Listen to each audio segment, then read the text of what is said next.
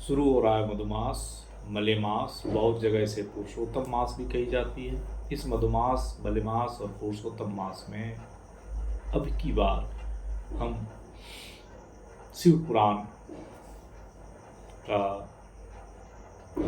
एक रखे हैं कि पूरे मधुमास में पूरी शिव पुराण पढ़ी जाए। तो सोचे पढ़ी ही क्यों जाए, इसको रिकॉर्ड करते हैं और सबको सुनाते हैं। तो चलिए आज से पूरे मधुमास तक आप लोगों को हम सुनाएंगे शिव पुराण की कथा। शिव पुराण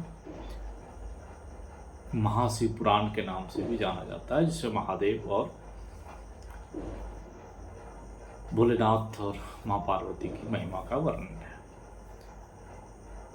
सबसे पहले अध्याय में सूत जी के द्वारा शिव पुराण की महिमा का वर्णन किया गया है। श्री सौनक जी ने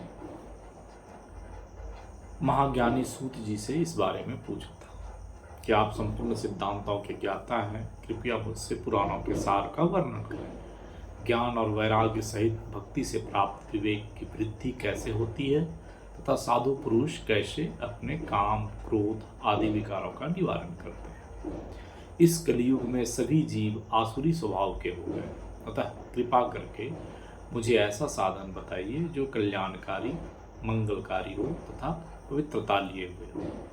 प्रभु, ऐसा साधन हो जिससे मनुष्य की शुद्धि हो जाए और उस निर्मल हृदय वाले पुरुष को सदैव के लिए शिव की प्राप्ति हो जाए।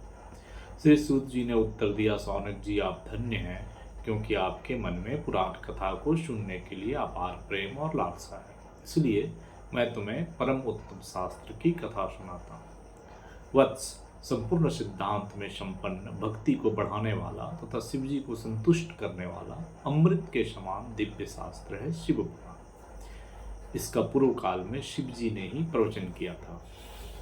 गुरुदेव व्यास ने सनत कुमार मुनि का उपदेश पाकर आदर पूर्वक इस पुराण की रचना की है। यह पुराण कलियुग में मनुष्यों के हित का परम साधन है। शिव पुराण परम उत्तम शास्त्र है। इस पृथ्वी लोक में सभी मनुष्यों को भगवान शिव के विशाल स्वरूप को समझना चाहिए। इसे पढ़ना एवं सुनना सर्व साधन है। यह मनोवांछित फलों को देने वाला है। इससे मनुष्य निष्पाप हो जाता है तथा इस लोक में सभी सुखों का उपभोग करके अंत में शिवलोक को प्राप्त करता है। शिव पुराण में 24,000 श्लोक हैं, जिसमें 7 संहिताएं हैं। शिव पुराण पर ब्रह्म परमात्मा के समान गति प्रदान करने वाला है। मनुष्य को पूरी भक्ति एवं संयम पूर्वक इसे सुनना चाहिए। जो मनुष्य प्रेम पूर्वक नित्य इसको बाँचता है या इसका पाठ करता है, वह निसंदेह पुण्यात्मा है। भगवान शिव उस विद्वान पुरुष पर प्रसन्न होकर उसे अपना धाम प्रदान करते हैं। प्रतिदिन आदरपूर्वक शिव पुराण का पूजन करने वाले मनुष्य संसार में संपूर्ण भोगों को भोग कर भगवान शिव के पद को प्राप्त करते हैं। वो सदा सुखी रहते हैं। शिव पुराण में भगवान शिव का सर्वस्व इस लोक और परलोक में सुख की प्राप्ति के लिए आदरपूर्वक है। इसका सेवन करना चाहिए। यह निर्मल शिव पुराण धर्म, अर्थ, काम और मोक्ष रूप चारों पुरुषार्थों को देने वाला है।